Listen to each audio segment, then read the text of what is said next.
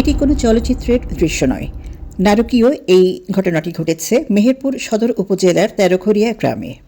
মেহেরপুর সদর উপজেলার তেরোঘরিয়া গ্রামের মোবাইল টাওয়ার সংলগ্ন এলাকায় নাহিদ হাসানের MS টেলিকম অ্যান্ড ইলেকট্রনিক্স নামের একটি বিকাশ ও ইলেকট্রনিক্সের দোকান রয়েছে।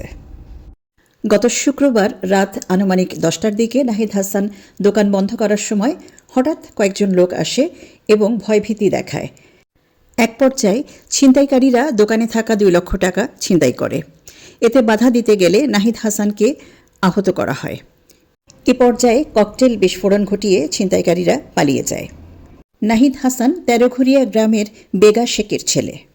খবর পেয়ে ঘটনাস্থল পরিদর্শন করে মেহেরপুর সদর থানার পুলিশ।